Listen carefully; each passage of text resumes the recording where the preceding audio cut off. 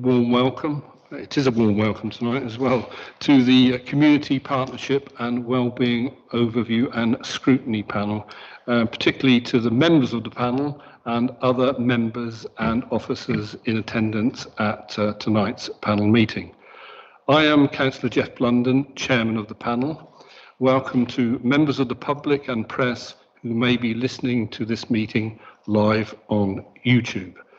The audio broadcast will remain available for a minimum of 12 months. May I remind those in attendance to use your microphone when speaking and to remember to switch it off once you've finished speaking. Please switch any mobile devices to silent setting for the duration of the meeting.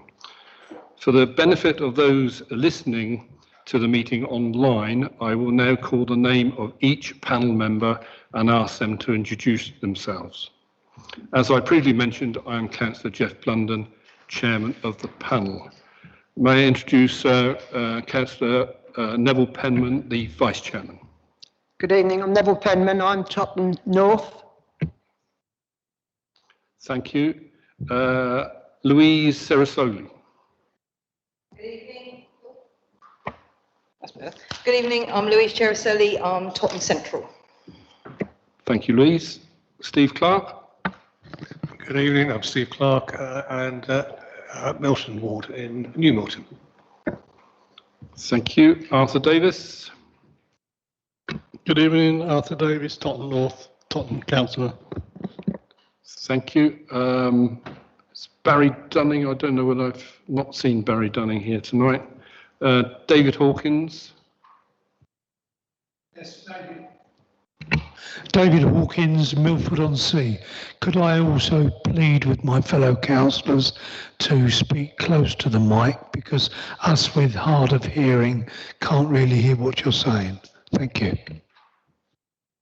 Thank you, David. Can you hear me okay? You all right? Thank you. Caroline Rackham. Caroline Rackham, and I represent Tottenham South Ward. Thank you. And last but not least, Alex Wade.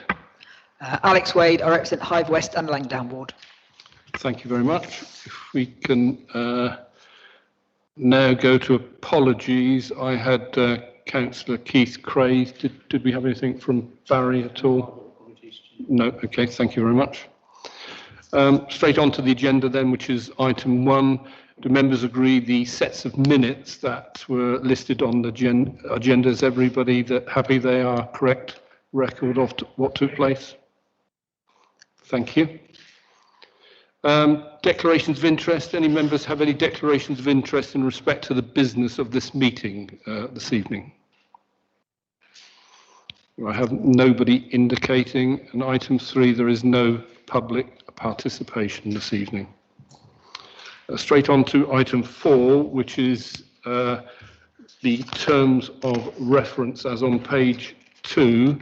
The terms of reference are listed there. Are there any questions on terms of? Yeah, David Hawkins. Yes, sorry to be a pest, but with this reorganisation of names, I myself get confused on what panels I'm on. So it would be nice if we could have an update from the office to tell us exactly what panels we are on with the new names, because I didn't recognise this at first until I got the minutes. Okay, I'm sure. Thank you, David. I'm sure we could pick that up. Thank you. Yeah. Okay. Any other questions on terms of reference? No. Thank you. Then, if moving then swiftly on to item 5, which is environmental health update presentation. And if I can hand over to Joe.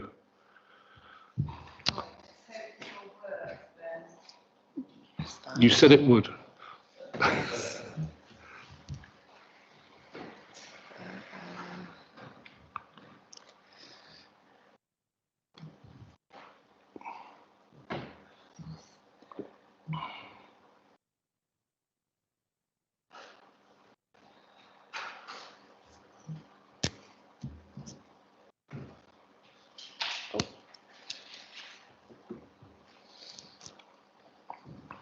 why it's not sharing. You know why it's not sharing at first? It looks like it's sharing for me, doesn't it?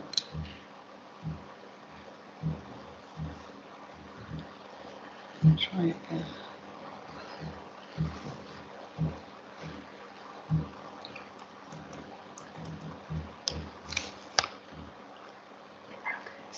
Do it again now.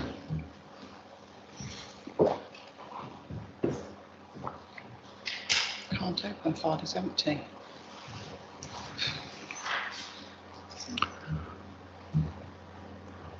Just pausing for a moment while the it's set up. Oh, yes, thank you. Right, hello everyone. I hope you all know me, but for anybody who doesn't, I'm Jo McClay and I'm the Service Manager for Environmental and Regulation. And I'm just here tonight to talk and give you a bit of a summary really of where our service is at the moment. So, obviously March 2020 seemed a long time ago now, and that's when the pandemic hit us.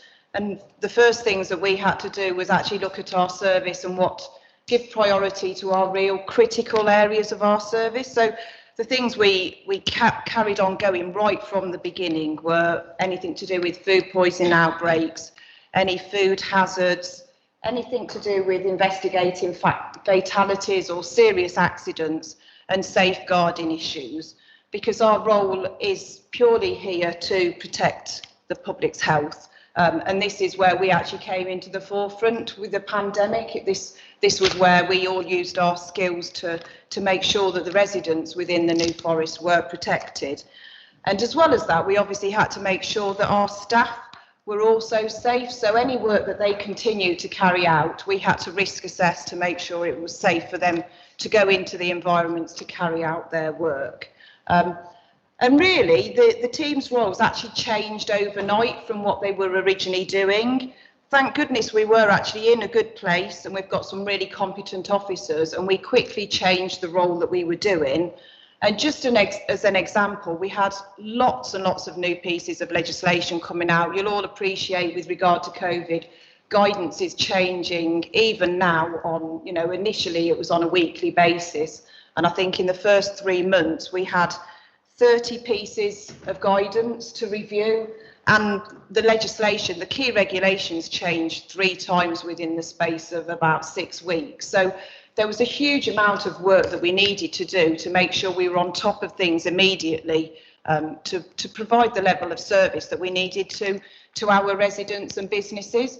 So our key aim was obviously supporting the economy, supporting all our businesses within the New Forest, and we took on a real advisory role, helping them, giving them advice and assistance, interpreting legislation and guidance for them. And even now, you'll be aware of the government roadmap. Only yesterday they have extended for another 4 weeks, so we've got new information to give to those businesses. Some are obviously still trading with the social distancing in place, especially our hospitality businesses. The indoors, they still have to have social distancing, table service for all of those businesses. We've still got a number of businesses that can't open, not so key for us with nightclubs, but there's still those restrictions that we're still having to support people and businesses with. So the impact on the teams, obviously, there was a huge impact once the pandemic hit us, and I hope you can all read this, but we've got quite small teams within our service. So the food safety team and the environmental protection team, we've only got 8 officers in those teams, including the team manager. And the example there is our COVID-related enquiries. Last year we had 1,130, so that's work, any information businesses wanted, asking for advice, residents. That's work that we would have never normally have done, and we just had to absorb that within our team. But obviously what you'll appreciate are food hygiene inspections. There were a number of reasons why we've got an outstanding number and over 1,000 of those. And some of that was because for some of the time the businesses were closed due to lockdown. But also there were restrictions. We didn't go out to care homes, and we're still not going into those because of the safety issue. So there were some inspections we didn't carry out. But obviously a lot of our time was diverted to what the priority was. So we were still working with those businesses, but we weren't actually carrying out their standard food hygiene inspections.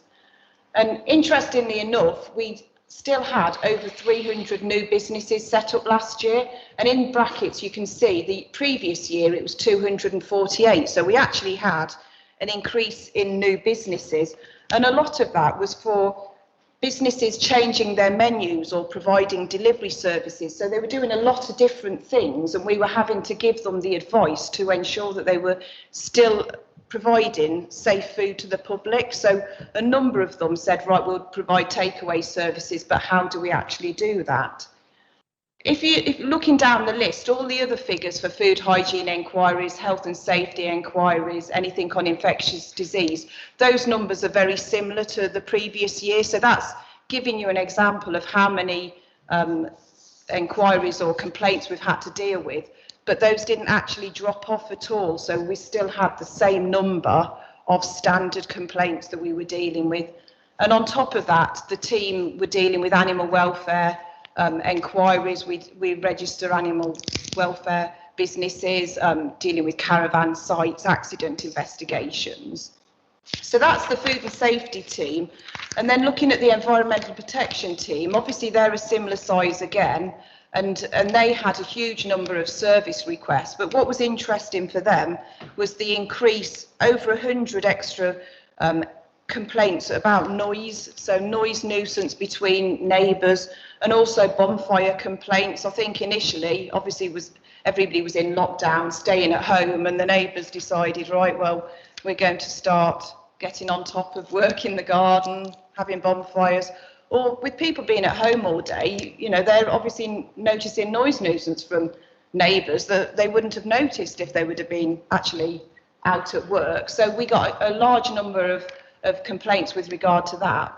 But also, just to give you an indication, planning consultations, we get consulted for air quality, contaminated land, noise nuisance, anything like that on the planning. So we had a huge number of those, and also licensing consultations. And as well as that, the team deal with private water supplies, public health, funerals, contaminated land searches, a large number of other things. And then we've got the licensing team, which the majority of their functions and issues they deal with do actually go through to the general purposes and licensing committee. And I know a number of the members sit on that as well, so you've heard a lot about the work they do. But obviously I didn't want to leave them off here, and a lot of the work they've been doing is with regard to event safety. We've had a lot of work to look at event management plans to make sure when people could hold events, were they holding them safely, having the right control measures in place, but also looking at giving premises advice on selling alcohol off-site. A lot of takeaways wanted to sell alcohol with the takeaway, so we had to give them advice on that. And also taxi drivers, they did a lot of work. Some were putting screens in their vehicles, giving advice about wearing face coverings and any other additional things they put in place. So that was the impact it had on the teams. As far as the service, obviously it's been a really challenging time for officers, and you know, a lot of them have had to work long hours and quickly change the processes and what they've been doing. And like I say, with the constantly changing legislation, it was always trying to get up to speed to give the right advice to the public and businesses as quickly as they could. And I think a lot of the time, the public thought we sort of knew what was going to happen before they did, but actually we were hearing the information the minute Boris was actually telling people, you know, on the television. That was the earliest we were hearing it as well. So we were playing catch up to try and understand it, to assist them moving forwards.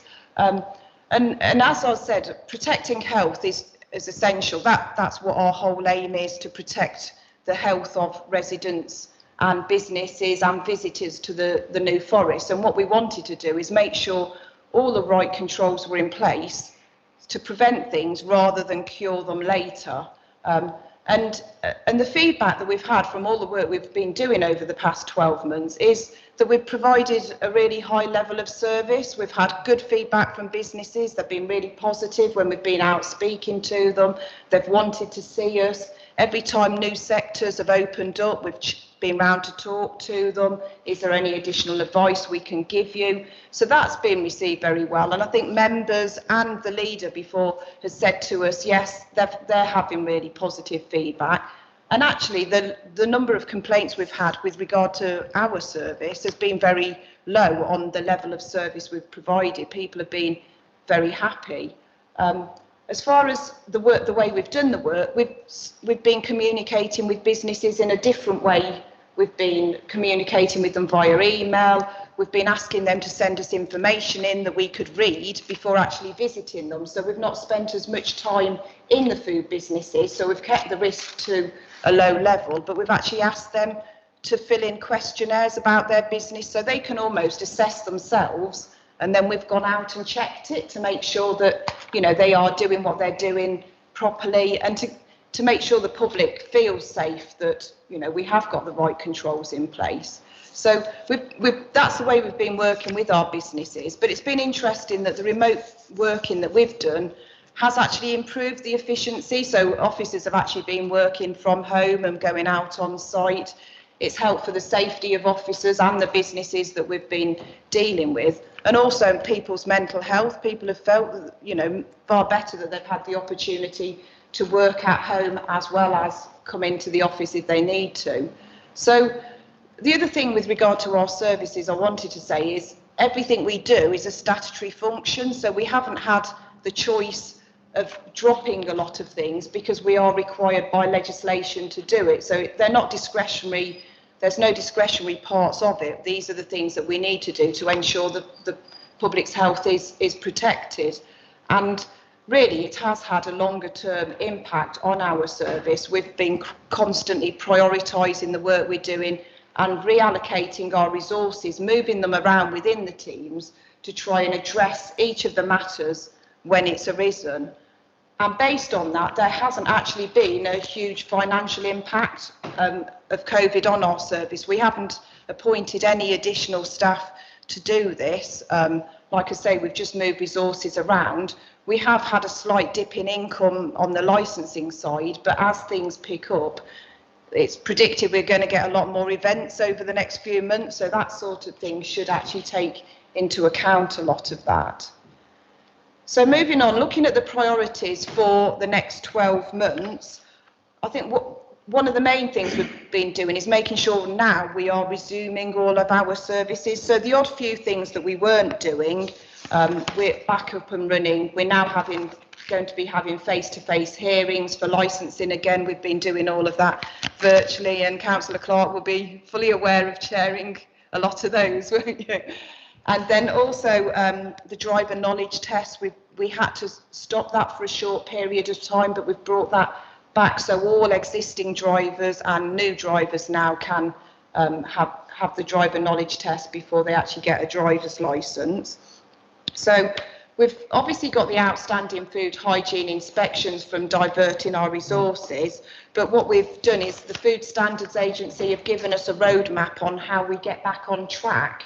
And initially, by September, we will have inspected all of our new businesses. So anybody that's new to running a food business, we will have been out, given them advice and inspected them. And we've also inspected all of our highest risk premises. And then we'll start moving through the medium risk and the lower risk. But like I say, we have got a large backlog, and we've prioritised our work on that. Obviously, we're still continuing with our COVID work because it's still going on based on the decisions the government have made. So event safety is still a big area of work for us, and we're still having to make sure all event organisers send in plans and risk assessments for us to make sure they've got the right controls in place to run those events safely. And as lockdown eases, as each sector does open, we do give advice to each of those businesses, especially if they've been closed for a large period of time. We need to make sure that the businesses are sort of thoroughly cleaned, they've had right procedures in place possibly for Legionella issues or anything like that. We've got a number of new projects that are coming up, things to do with having a fit and proper person requirement for mobile homes. We've been asked to look at carrying out face-to-face tracing of people who have tested positive for COVID and they can't be contacted by Public Health England. They're asking Environmental Health if we'll go out and make contact with them to ensure that they are isolating. So that's another area we've been asked to work on. And we've also been doing work with the Health and Safety Executive, working with estate agents, because they've still been functioning over lockdown and during the pandemic, so making sure they've got adequate controls in place. So we're carrying out a review of our resources at the moment, and that's just looking at our capacity and the resilience within the team, because obviously we've got to move forwards, but we need to look at the backlog of work to do. And one of the things we have done is appointed a contractor to try and get some of the food hygiene inspections completed as well. So we've got another person working for us doing that. I think the difficulty for us is environmental health officers are a bit of a dying breed. There's not many of us about, and everybody wants them now to actually, across the whole of the country, to do this work. So we're all fighting for the same people, really. So we've been quite lucky to actually find someone who is local to do that work. We're also looking or using the grant funding that's been given to us by the government to help backfill some of the work that we haven't been doing, and that's also, as well as the contractor for food, getting them to do permits for the environmental protection team. So we've been contracting some of that work out, and also supporting the admin team, who've obviously had a huge number of enquiries that they've been dealing with. And I think the other thing is obviously our work that we do with yourselves as members in supporting the community. And I think what's come to our attention recently is we are still getting huge number of complaints from residents, particularly at the moment with regard to noise nuisance. And I think over the last week or so, what residents are really struggling to cope with is people watching football on large screens that are outside in pub gardens, because obviously the pubs at the moment are trying to use their outdoor space as much as they can, especially now that they can't continue, they can only have indoor space based on social distancing. So they've obviously got the screens outside for people to watch football, and neighbouring properties are really struggling with the noise nuisance. But I think from our perspective, we have to work within our legal constraints and got to balance our support to businesses that have had a really tough time over these the last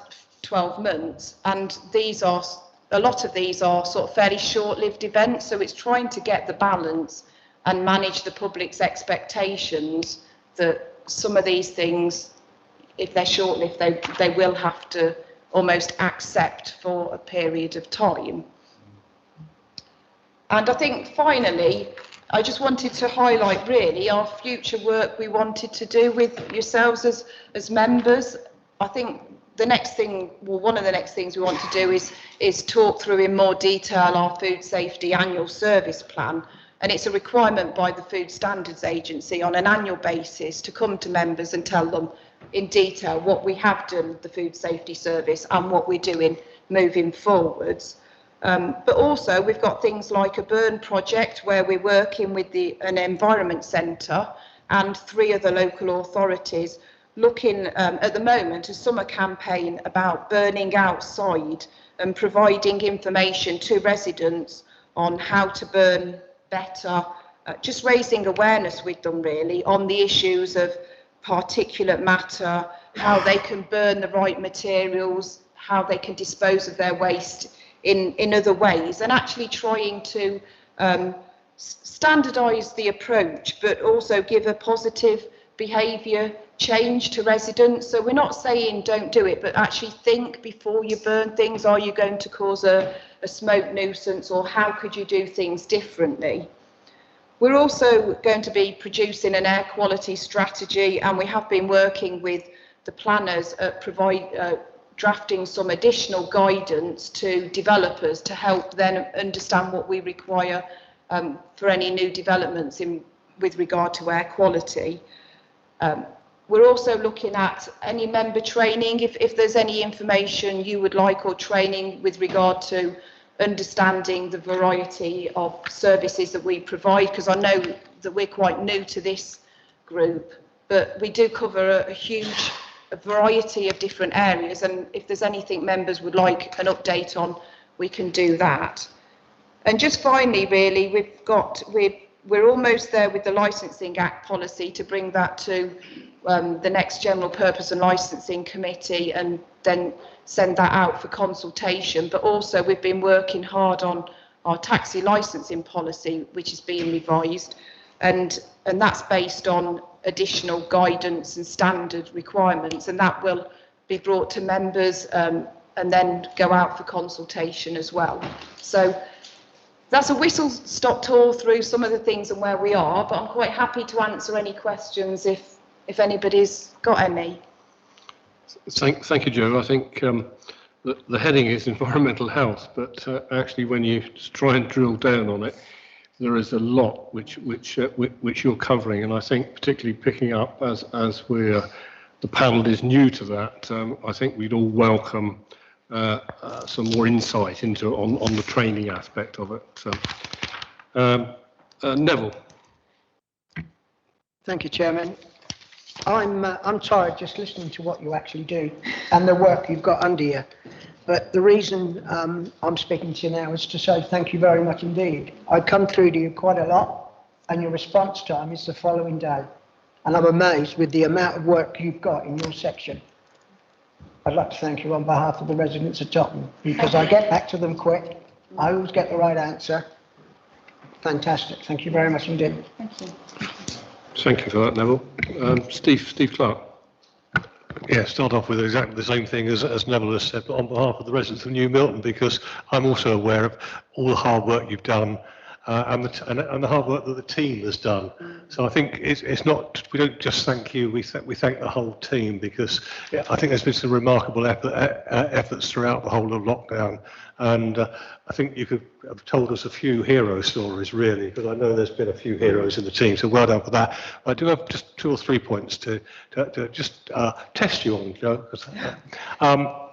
The first one of the things, and you've covered it very well in the briefing, one of the things that worries me as our leisure and hospitality industry opens up is they've been shut down at times, and they're not, at the moment, they're not able to fully open. They've got to socially distance, etc.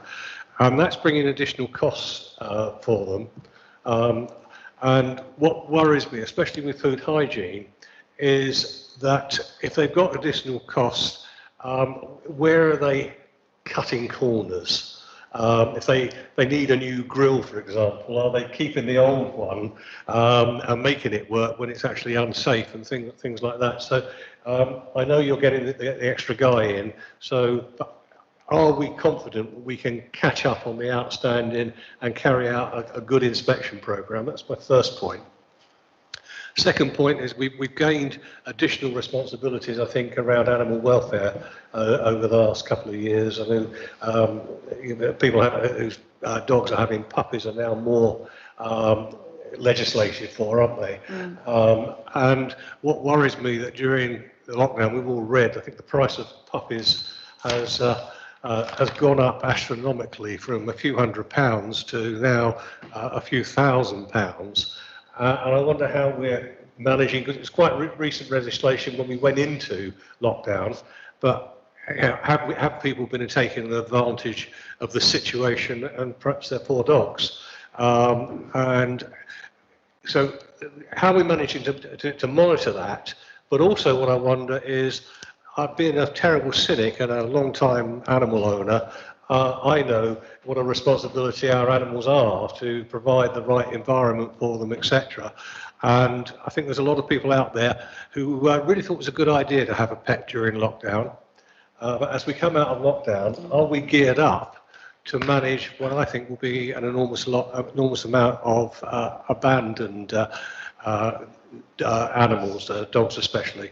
And my last point, they're all quite diverse points, is you said that you're now being asked by central government to help, if you like. I think this is more or less a track and trace where people haven't responded. What worries me there is actually the concern for the staff, because again, being a cynical ex-old policeman, the people that perhaps haven't been responding are probably the ones who are likely to be more challenging towards our staff and may not actually enjoy the visit, shall we say. So I just wonder what additional responsibilities that's putting on you and our staff in terms of making sure that our staff maintain their personal safety and are not abused, because I think as we get back to normality, people will be looking at things like that, and I'd like to put out a strong message that it is unacceptable to abuse, threaten, etc. any of our staff, and make sure that message is going out when we're doing these additional responsibilities. Thank you. Okay, Joe, over to you. They're quite long, lengthy questions. Can you remember the first one? I have made a note. Just to Right, as far as the inspection programme, what I would say is we've got a good handle on which businesses we believe have been poorly managed in the past, because all of our businesses are rated, and you'll know that from the food hygiene rating, and obviously those that are 0, 1 or 2 as a food hygiene rating will have our priority for attention. So anything that we know has been poorly managed will be one of the first ones that we're going out to. And I think I think what I'd say is a lot of the stories that businesses tell you, you can see quite quickly through them if they aren't true. And we've also got very close links with the utility companies, and what we have found even today is a business that is not paying its bills and is likely to be having its gas and electricity disconnected, and based on that it creates a food hygiene issue, because you've got no hot water, you've got no ability to cook food, and obviously there is a risk there. So with those links, we work closely with them.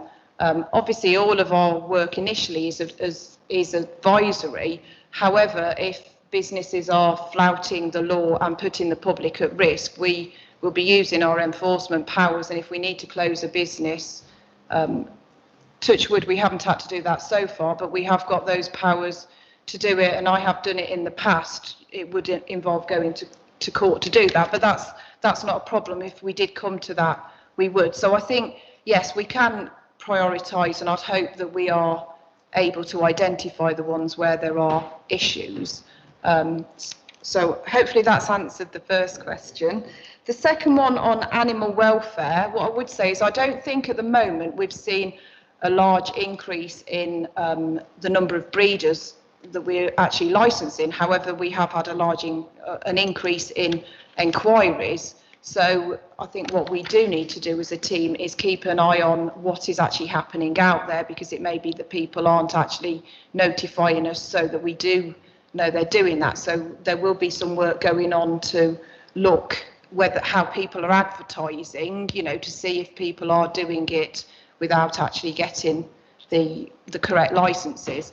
Even, I think only today or yesterday, didn't I, Neville, sent you some information about somebody who's looking at breeding dogs. So, we've got the information on our webpage. Everything's there for them to do that. But what we need to keep an eye on whether we are getting more applications and can actually manage that workload, but also where we're not getting the information, make sure we're going out looking for it as well. So that's what we've got in the pipeline for that. As far as the test and trace, at the moment we're in our infancy with it. I think the thing I'd say is this has been trialled further north and in the middle of the country, because obviously we're in more of a fortunate situation with COVID infections down here than what they are there. So only at the weekend I was talking to a colleague who are already doing this face-to-face contact tracing in the Midlands, and a lot of it is linked with if they're doing any surge testing. So it's a lot of it at the moment is to do with the variants of concern, and those processes are already in place for the north and the middle of the country, and we're all trying to roll out the same situation. So they have been tried and tested, but I have been having discussions with the Public Health and Public Health England, and what we have decided here is that the officer will not be entering the property. They will be making contact on the doorstep, and they won't actually be taking the information from the individual. They will be asking them to contact by telephone then, Public Health or Public Health England, and will leave at the point that they make telephone contact. So they'll ask them to phone at that point in time. If nobody's available, they'll only leave a calling card. So I think we're going to trial that approach first, that there isn't, we'll risk assess it fully and there won't be any risk to the officers. Okay, thank you very much. Alex Wade. Yes, so my first question is, with regards to everything that you do, it's, well, firstly pretty extraordinary really that all the issues that most of us think of on top of your statutory work seem to all come down onto your responsibility, from those of us spending more time at home, working at home and through social isolation. Steve and Neville said it better than I could, but I echo their sentiments absolutely. Have you had to work closer with the police, in particular in the last year or so, with regards to enforcement activities, dealing with sort of breaches of obviously certain issues, and particularly over more severe complaints over maybe COVID breaches or noise? And has that have you had to work more, less, and has there been any learnings from particularly having to do such a high-profile job, and arguably not a popular job, but a necessary job, and then how you've worked with the police? It's just interested to know. Yeah, we do work with the police really well, and I would say even before COVID, we worked and had regular meetings with them. But since the pandemic, yes, we have worked more closely. We have weekly reports of anything that comes to their attention, and we liaise with them. We have got a compliance officer who's been out and done joint visits with the police. So he's been out on Friday evening, Saturday evening. So they've been to premises where they've got concerns as well, because obviously their remit is slightly different from ours as far as crowd gathering and that sort of thing. So yeah, we've done joint visits. They obviously comment on any event applications. So anything with regard to an event goes through our safety advisory group, and they get notified of events, and also temporary event notices, which are for shorter events. So we've got a really good working relationship with our local police, but obviously the higher level that covers more the event safety, yes, they get consulted and we work with them as well. So I think we tend to notice the same problems, premises between us, and yes, we've got a good working relationship. Thank you. Caroline? Thanks. I just wanted to ask about the air quality strategy and what you'll be looking at in terms of road traffic air quality, particularly with the Freeport coming up and anything that might increase with the road traffic. Right. I mean, as far as the air quality strategy, we haven't started drafting it yet or mapped out what it's going to include, but it's going to follow on from our annual status report. So all the air quality monitoring that we're already doing, and linked into our air quality management area, but we'll be liaising with the planners on that. I think that may be something that we want a task and finish group for, with members, and get into more detail. And I've got a team manager who's got an awful lot of knowledge on air quality, so it might be something that we probably want to get into a lot more detail and have. I think we're going to need to do briefings on that. So I think, if there's any specific questions, by all means I can take them away, but I think we probably need to sort of work on that as we move forwards, and we're in the very early stages at the moment. Okay, I don't think, if there are no other questions, one question that sort of locally is, sort of bonfires and fire pits and barbecue complaints. Is that normal for this time of year? I know locally it seems to be quite a lot going on, and residents are raising it. Do you get involved with a lot of complaints on that? Yeah, we have had a lot of complaints about bonfires, and like I say, yeah, we have had more over the time of COVID. I think the difficulty is it's very hard to prove what we call a statutory nuisance with regard to bonfire complaints. We obviously try and deal with all of the complaints we have informally first, and ask residents and neighbours to have some consideration for who they're living by. But I think the difficult thing is there's quite a high bar to go above to actually prove that somebody's causing a statutory nuisance, and we have to look at how often they have a bonfire, how long it goes on for, how it affects the use and enjoyment of somebody's property. So there's a lot that we have to consider, and I think it's the sort of thing that a lot of neighbours might find annoying, but it's very hard to sort of manage those expectations and say, well, generally, if the odd one-off bonfire hit every now and then is not sufficient for us to say, under the legal term, it's a statutory nuisance. Okay. And that's why if we use the Burn project to educate people, raise awareness, we're hoping that they will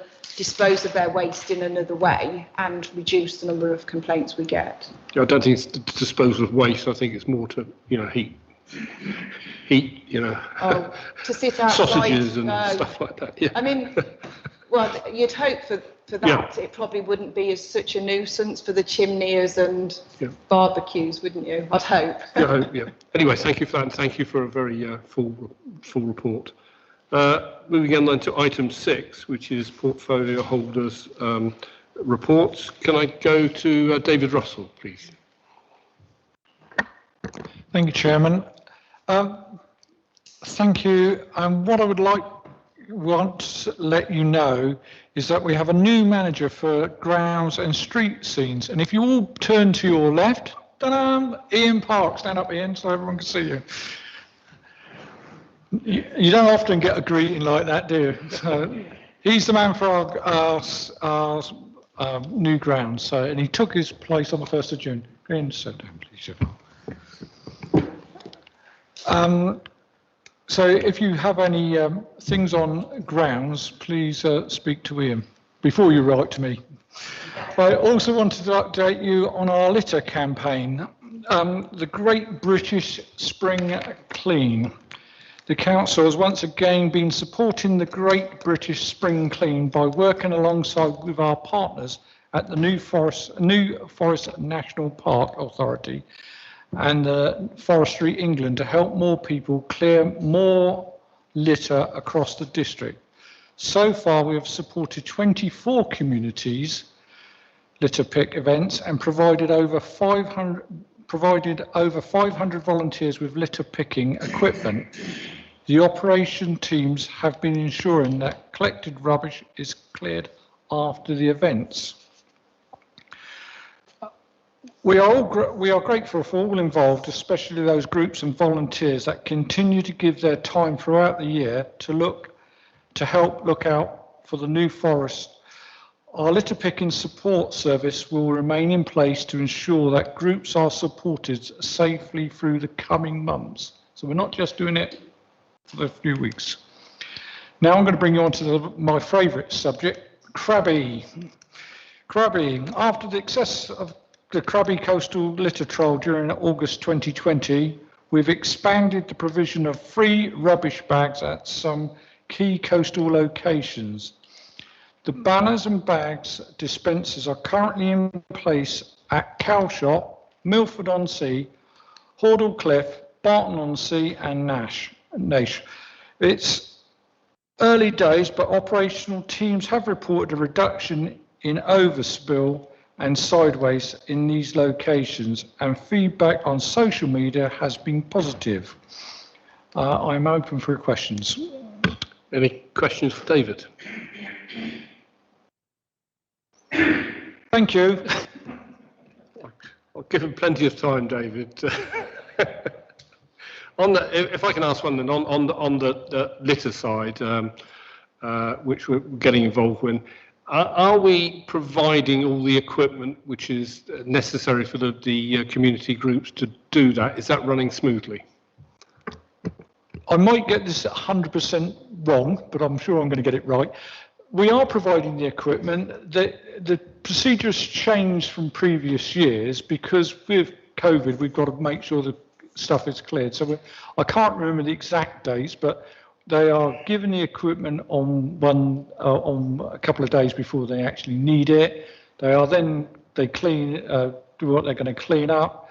It is then picked up the next day, and then the equipment goes back to be re-cleaned. So it's not given back. The equipment is re-cleaned before other people can use it. So that's what's happening, but it is being done. Okay, thank you very much. Caroline, yes. On this collection, what are we doing to collect litter? Rather than just what we're giving out to the community groups, what are we doing ourselves in terms of this collection? We've always done street cleans. That's part of the parcel. We also get contracted out. If, for instance, a parish council wants to have litter, collect their bins emptied, we collect them as well. And there are contractual agreements with parishes as well as the district council.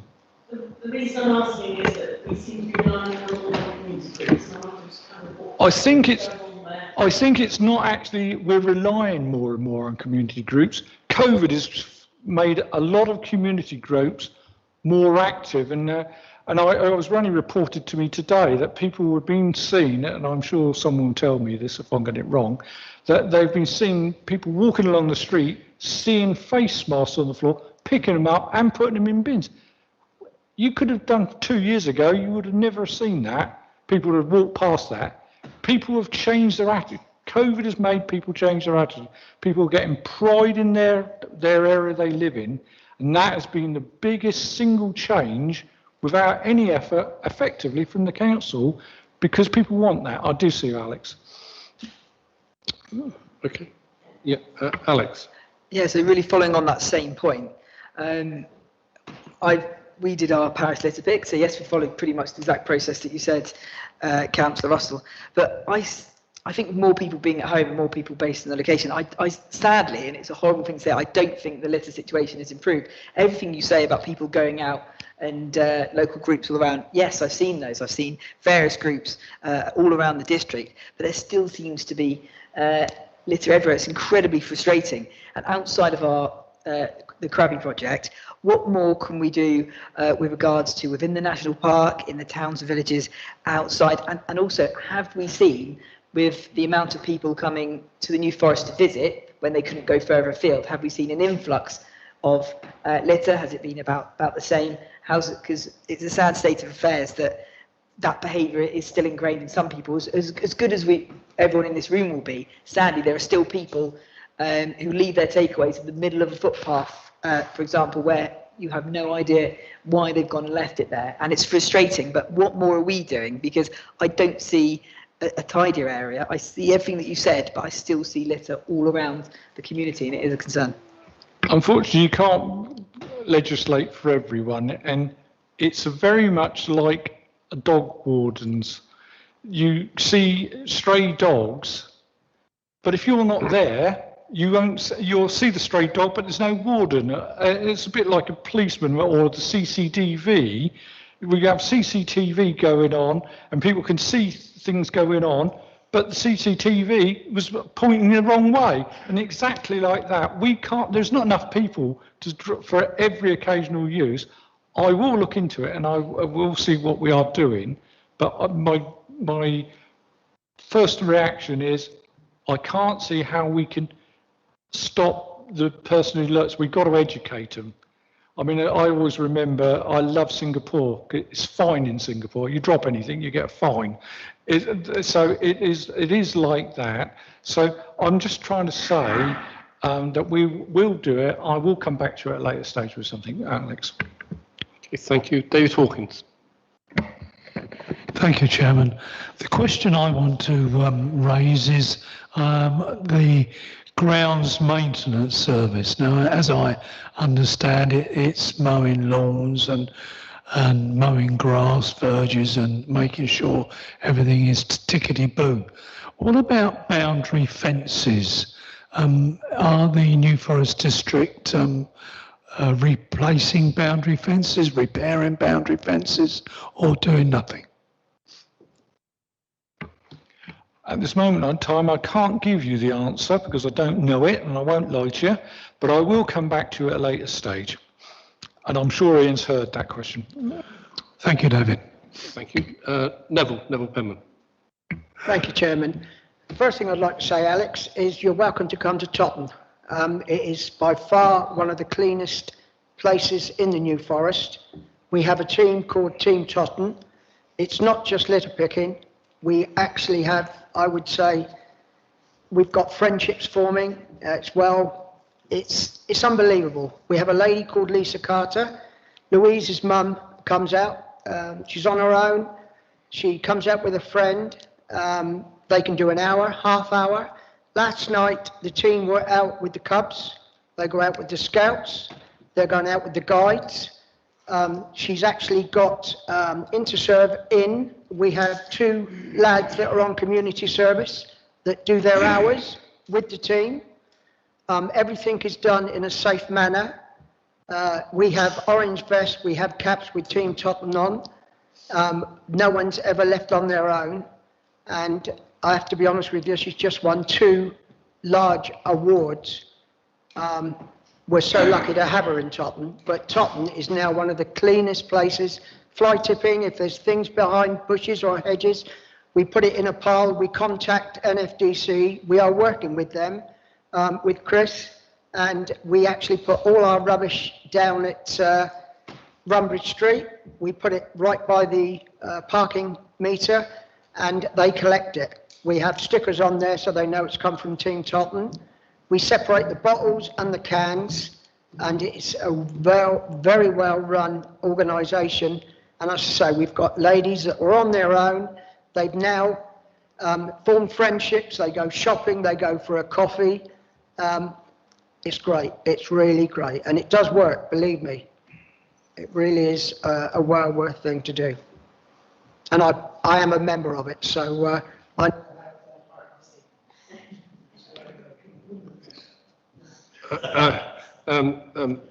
Thank you, Neville. I'm obviously aware of the brilliant work that happens in Totton, but there are other clean towns available. New Milton may be one of those.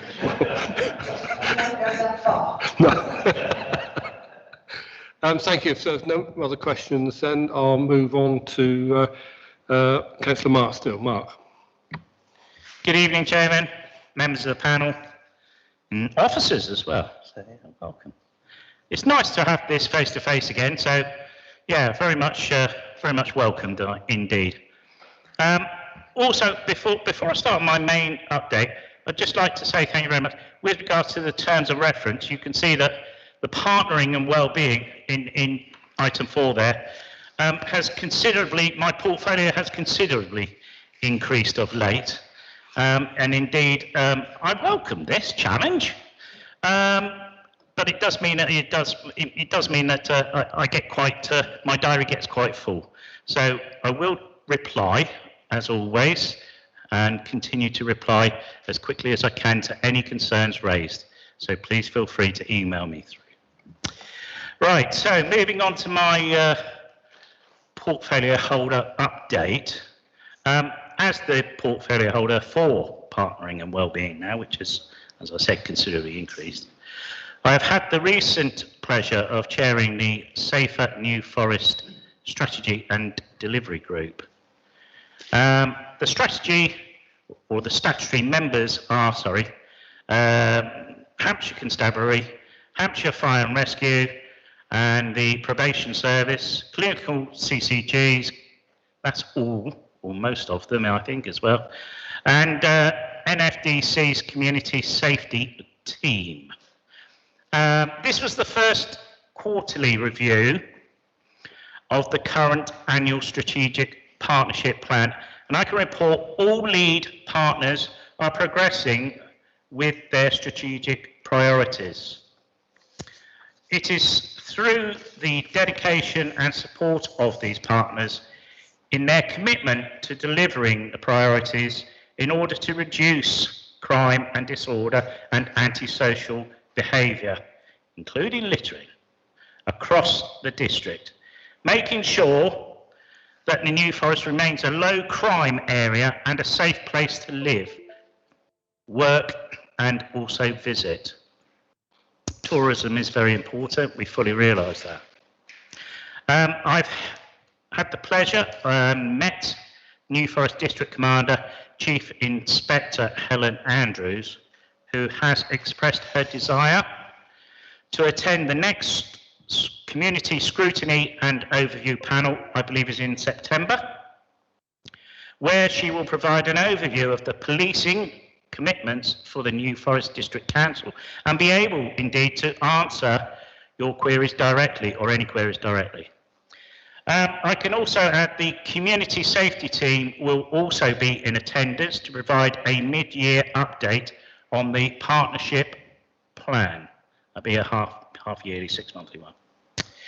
What I can say is, as chair of the Safer New Forest District and Safer Strategy and Delivery Group, I can also have been appointed with the Police and Crime Panel, which supports the Police and Crime Commissioner, Donna Jones, in the delivery of her crime reduction plan, and also ensures that I am able to represent the needs of the New Forest residents directly to the Commissioner. I can say that the next meeting will be the annual meeting, and it's on the 2nd of July, which I will be attending. As you've heard, Joanne, fantastic presentation, and thank you very much for the update with regards to environmental health. It's a massive undertaking. Again, there's a lot of work and there's a deep commitment, and that I see and recognise, so thank you again. I take this opportunity now to thank Joanne Bailey. She's here tonight, the Service Manager for Leisure. Her leadership and management of the health and leisure centres over a long period. I'm not going to embarrass you by how many years, but especially in the last 3 years, there's been tremendous change, and we have been undertaking the fundamental review of the service, and more recently leading the service through a very difficult, indeed 15 months during this pandemic. I also take this opportunity to also thank Ross Archibald and Mark Jackson, who are team leaders, well, team managers, I should say, so sorry, get corrected on that. Again, we will be continuing to work with Joanne and the Team Leisure. We will have a contract manager for Freedom. Sorry, you will be the contract manager for Freedom, and obviously we'll be working very closely with her. I would like to take this opportunity to thank all of the health and leisure staff as we move forward with our partnership with Freedom Leisure on the 1st of July. Thank you, Chairman. That concludes my report on this. There will be an item 9, which is the Hampshire, which I will happily come to as well, if you wish to bring that forward, or members may wish to bring that forward. But thank you. Okay, thank you, Mark. Go for questions. I'm sure we will all join with you on thanking Joanna and the team for what they've done, and I hope that can be recorded in our minutes, please. Are there any questions? Yes, Neville Penman.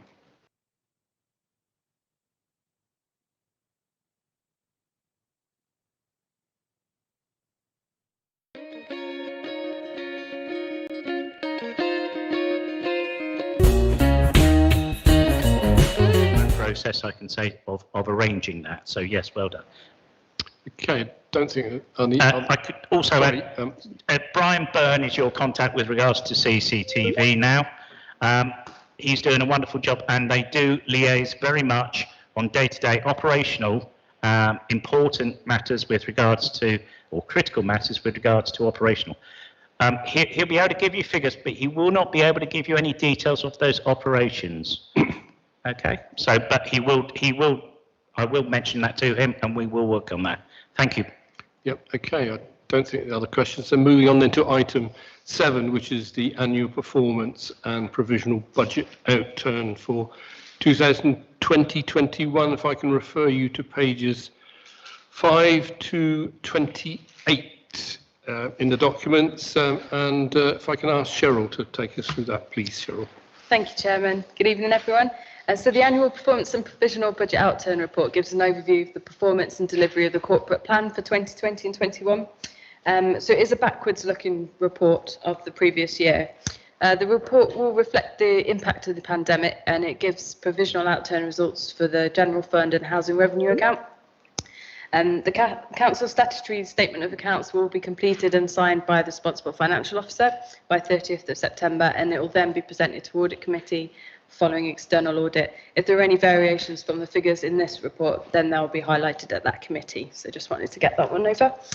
So Community Matters is the 2020 to 24 corporate plan, and that set out the overarching commitments and vision for the council, including any challenges, any plans to address them, and any priorities for each portfolio. That was approved in March 2020, just before the first lockdown. So naturally, that corporate plan will need to be revisited in light of the pandemic, and also to align with the responsibilities of the new cabinet structure that came into effect in April this year. This will be reported back to Cabinet later in the year. The provisional outturn report was presented to Cabinet in April 2021, and this followed the adoption of the emergency budget in September 2020 and monitoring report in December 2020. What I wanted to do now is just refer you to the annual performance position statement, which is included as Appendix 1, and I think that's page 17 in your reports pack. So just before I take you through some of the highlights relevant to this panel, I just wanted to draw your attention to the performance summary key, which is on page 15. And so this outlines how we've completed the report on this time around. So in order to reflect the impact of the pandemic, we've used the traffic light system, which shows the impact on different elements of our services. So first of all, we have staffing. So this is the availability of the staff over the past year. It factors in any absences as a direct result of COVID-19, which could be through shielding, self-isolation, and also where teams are redeployed to undertake new work elsewhere. It also talks about budget. So this is the impact, of course, on costs and income.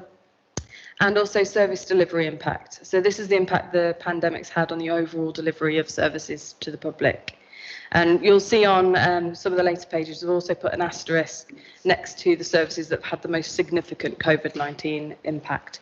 And those that I'll talk about today are two of those services.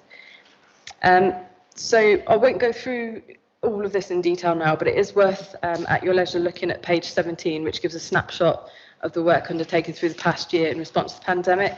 It highlights just how much the councillors continue to deliver despite the challenges that have come with the pandemic. So there's a lot of facts and figures in there that hopefully you'll find interesting.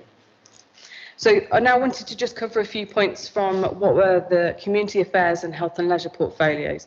So as I said, this report is backward looking, so it represents the previous portfolios, and we've matched those to the closest panels we can. So it won't necessarily reflect everything that would normally come through to this panel, but it certainly is what the last 12 months would have done so. So first of all, look at community affairs. So I just want to call out a few things in here in terms of their performance. So this portfolio was significantly impacted by the coronavirus pandemic. So back in March 2020, we set up a local response centre. The elections team, along with some other officers, including health and leisure, were deployed in part to set this up and run it. The response centre responded to 1,494 referrals to support with food, prescription collections and social isolation, as well as distributing over 1,000 food parcels from the food hub that was based at Applemore Health and Leisure Centre. The CCTV and Apple Tree Care Line team then took on the handling of referrals from December 2020, whilst also maintaining their essential 24-hour care line and CCTV service. Also during the year, the council's new website was launched in July 2020, and this was in line with the council's aim to modernise service delivery. So between then and the end of March this year, there's been over 1 million page views, with the website providing an alternative to some of the face-to-face contacts, which were unavailable during the lockdown closures for COVID secure reasons. Customer services all worked remotely through the year and saw increased demand through all their channels. So calls were up by 4%, emails up by 9.5%, and web chat up by 21%. It's also worth noting there's a lot of work that's taken place to help those at risk from domestic abuse, with continuation of the Domestic Abuse Forum with partner agencies, the Hampshire Domestic Abuse Partnership, 16 days of action, and also some new staff policies and training provided, something that became even more pertinent during the pandemic and lockdown. I'll now just move on to some of the highlights for health and leisure portfolio. So as you can imagine, the portfolio saw the biggest impact of the pandemic in service delivery, with the closure of the health and leisure centres for a lot of the 2020-21 period, and just under 400 staff were furloughed throughout that time. The staff that were retained maintained the plant and the buildings, and they supported other areas of the council, including the provision of the food hub, as I've just mentioned, at Applemore, and distribution of food parcels to those who needed them. So some of our staff were going out and physically delivering those parcels. The closure of the health and leisure centres did result in a lost income of approximately 6 million, although 5.2 million of this loss will be covered through government support in light of the pandemic. During this time as well, the Health and Leisure Recovery Plan was created, which meant that when the centres could open in line with the government guidelines, they could do so in a COVID-secure manner. This included things like one-way systems, maintaining social distancing requirements, increased cleaning, reconfiguring gyms and studios, and making sanitation stations available throughout for staff and customers. The centres are also used with the support of leisure staff as COVID-19 vaccination and testing sites. So the lateral flow test centre based at Totton was operated 6 days a week for 6 weeks. 1,441 tests were carried out during that time. As Councillor Stills touched upon, the review of health and leisure concluded with a partnership with Freedom Leisure announced in February this year. This will not only help to sustain the service, but also increase participation and improve the health and wellbeing of our community. Whilst the quarterly meetings of the Health and Wellbeing Board were suspended, the partners, including Public Health Hampshire, West Hampshire CCG, the voluntary sector and NFDC, worked together to ensure a joined-up approach to supporting the most vulnerable residents during this time. So I just wanted to quickly just talk about financials again. So Appendix 2 in the pack, which is a little further on, details the financial outturn position. And I just have a couple of things to touch on for the portfolios there.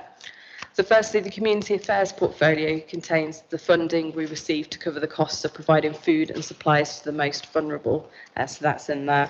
It also includes the costs and reimbursement of costs for the Totton Health and Leisure Test Centre, and the central government funding from the Contain Outbreak Management Fund, some of which has been carried over into this financial year. In terms of the Health and Leisure Centre budget, it was obviously heavily distorted with significant income losses, albeit these were largely covered by furlough grants and compensation through the government sales fees and charges scheme. And then I'll move to any questions. Thank you, Chairman. Thank you. Thank you very much. Any questions for Cheryl? Oh, looks as though you got off lightly, Cheryl. I think members are asked to note the report and give any feedback. So there isn't any feedback. So I think that report is just noted then. Thank you. Thank you for that. Yes, sorry, Alex, I missed you. It's a bit of general feedback firstly on the format of the report, and I think it goes for the whole thing for all areas. Actually, was probably one of the most clearest I've read, and was really easy to follow and pick up. I thought it was very well laid out. I think it might just be me, but I thought the format and particularly the numbers, particularly on the page, was very engaging and sort of gave a good overview because there's a lot to put in there. I also think it's worth, and I'm sure particular praise to the teams at Totton and Applemore that have had to react to the COVID pandemic with the food and support hubs and the testing, and obviously the vaccination. That's been a huge undertaking and outside of what would be their normal day to day. So I think we as a whole panel, I'm sure the council will share in our praise for that team. And just one sort of minor question. The active lives report, how is that information obtained? How many people do they ask? Because I saw those percentages, but pardon me if I've missed it elsewhere, but how is that information and how many people, I suppose, answer it, please? I won't be able to answer that now, I'm afraid, but I can certainly gather that for you and let That'd you be know. fantastic. Thank you but so it is a much. national survey that's compiled, I know that much. But yeah, I'll come back Perfect. to Thank you. Thank you. Thank you, Alex. I'm sorry I missed you. Yeah, okay. Right, so if we can move on then to item 8, which is the House and Leisure update, and it's over to Manjit for that. Okay, thank you, Chairman. So the report before you is an update on where we are with House and Leisure, and as Councillor Steele has already mentioned, that so we're working now towards the transfer on the 1st of July. So since Council made their decision on the 25th of February, we set up an internal leisure project team. And as well as Freedom set up their project team, and we've been meeting regularly with Freedom to start with. It was monthly, then fortnightly, and now we're meeting with them weekly. And there's also sub teams in there on IT, so quite a complex setup. So lots of work happened over the last few months, but obviously the next few weeks are quite important to get us through and to make sure that the transition is smooth. So I think the report highlights all the meetings and things we've done, so staff meetings. So Joanne has been out on site, obviously at the centre several times, but towards the end of May did some meetings across the sites, just again to check how things were on the ground. We've done formal letters out to staff, reference TP. So we did our formal letter as well as Freedom sending a letter. And now we're really at the stage of sort of very final stages, really, of tying things up as far as things like contracts and leases are going. But we're nearly there, really. So it has gone. And we have found the meetings very, very productive with Freedom. I think we felt that as the evaluation panel. I know Tasker for this group also felt that when we met Freedom. And I have to say the relationship's been really good and we've worked really well together, as it is, as you would imagine, is quite a complex transfer, you know, with just under 400 staff transferring across those 5 sites, plus all the IT, phones and customer things going on. So that's all gone, it's gone really well. So one other thing I wanted to mention as part of the report is that we would have normally have reviewed fees and charges back in 1st of January. So we do that generally every 1st of January, and we do that to take account of what's happening in the market, but we also take into account things like cost of living rises for our staff. So we would normally have taken that decision in January, but as you know, at the end of December, all centres were asked to close. So again, we didn't feel it was appropriate to do that, and therefore what we have done is asked Freedom on our behalf to do that. And therefore they're looking at making those changes from the 1st of July onwards. And again, it's down to them as into how they do that, and we'll be communicating out to customers shortly. You'll see I've detailed, so the general increases are small increases, so they're probably 2 to 3% generally, and again they've looked at the market. So one area I've highlighted in the report is the Ringwood soft play. So again, what they've done is they've compared against what's happening elsewhere, and our rates are considerably lower. So again, it's important that we are at market, and they've compared us against other providers in our locality. So again, that's going up a little bit more than sort of 2 to 3%, but that's happening. So hopefully that's just an introduction. Happy to take. Okay. Thank you, Manjit. Any questions? Okay, that's very positive. If you'll see on paragraph 4.1 that the panel is being asked to create a health and leisure task and finish group to monitor the progress and provide regular reports to this panel. I'm going to suggest we seek volunteers for that. Probably the panel will be sort of 6 to 8 in number, probably 3 from here, but you want to get a widespread on the panel. So that request will be going out shortly. I think we just if there are no other questions, we just note that and thank you. So moving on then to item 9, which is the Hampshire Police and Crime Panel, and I think it's a report back from you, Councillor Mark Still. Thank you, Mark. Thank you again, Chairman.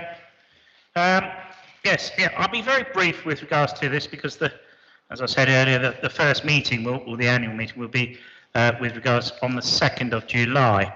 However, what I would like to do, Chair, is just very briefly outline the membership with regards to the Hampshire Police and Crime Panel. So the PCP is made up of representatives from each of the local authorities in Hampshire Police area. This includes the unitary authorities of Portsmouth, Southampton and the Isle of Wight, the 11 Hampshire Borough and District Councils and Hampshire County Councils. So to better meet the balance appointed objective, there are 3 additional local authority members that are co-opted to the PCP following agreement from the Home Secretary. The non-political members of the panel are also appointed to add to the collective spread of experience and also knowledge, Chair and panel. The chairman and the vice chairman are appointed annually, which is at the AGM, which will also be in July. What I can also add, the Hampshire Police and Crime Panel is responsible for scrutinising and supporting the Police and Crime Commissioner for Hampshire. So the PCC sets key policing priorities through the Police and Crime Plan, which I did mention is the first 100 days is formed within that, and determines the policing element of also council tax amongst other responsibilities. The current PCC is now Donna Jones.